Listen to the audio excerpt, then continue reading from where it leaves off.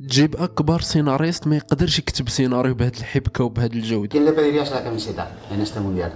A Messi, ¿Y tu final soñada? España-Argentina. عام 2007 ليونيل ميسي عنده 20 عام، نجم صاعد مع برشلونة. يلا قال بسم الله. ميسي شارك في حملة خيرية مع اليونيسيف. وسط هذه الحملة ميسي التقط صورة مع واحد الأم وولدها، طفل رضيع يلا عنده 5 شهور. ميسي في الصورة كان كيدوش لذاك الطفل وسط واحد البانيو، كلشي كان وسط أجواء عادية وما كان حتى شي واحد يتخيل ان هاد الصورة غادي تولي صورة ايقونية بعد سنوات، حيت بكل بساطة داك الطفل او داك الرضيع هو لامين يامال. من بعد سنوات والد لامين يامال رجع نشر نفس الصورة بعد ما اسبانيا ربحت يورو 2024. كتب جملة في رقعات السوشيال ميديا: والد لامين يامال اللي هو منير نصراوي كتب على الصورة بداية جوج ديال الاساطير. وقتها بزاف ديال الناس ضحكوا وقالوا انها مجرد صورة جميلة لا اقل ولا اكثر، ولكن القدر كان كيكتب سيناريو آخر. Eso y contra España es un partido especial porque es un club que tiene grandísimos jugadores, a los cuales conozco a todos, todo lo veo ahora en el Barcelona, equipo al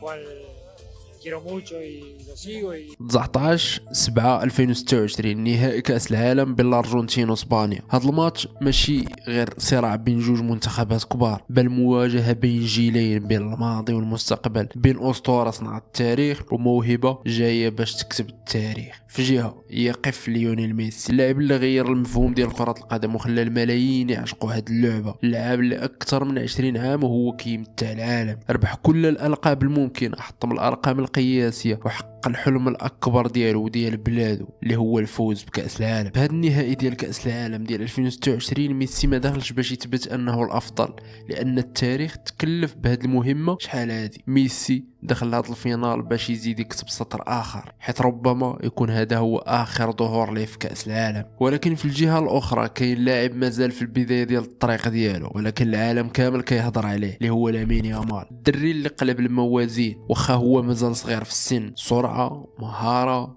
جرأة وشخصية كيخليك تشك في العمر ديالو. الماضي ميسي والمستقبل يامال، أبناء برشلونة وأبناء لاماسيا كيتشاركوا في بزاف ديال الحوايج. والمثير أكثر أن القدر كيف ما قلنا جمع بين الجوج قبل سنوات. كاينه صورة مشهورة فيها ميسي هز لامين يامال وهو رضيع. في ذاك النهار كانت مجرد صورة عادية، واليوم ولات رمز لقصة ما يقدر يكتبها حتى شي واحد بهذه الجمالية. شكون كان كيتخيل أن ذاك الطفل اللي كان بين يدين ميسي غادي يكبر ويوقف قدامه في نهائي كأس العالم؟ في هذا الماتش الأرجنتين وميسي داخلين بعقلية البطل، منتخب تعلم كيفاش يعاني وكيفاش يرجع في الماتش حتى في أسوأ الظروف. مع سكالوني المنتخب ولا كيامن بأن القتال حتى الآخر رمق هو الحل. في المقابل إسبانيا داخله بثقة كبيرة بجيل جديد شاب وأسلوب لعب هجومي والاستحواذ.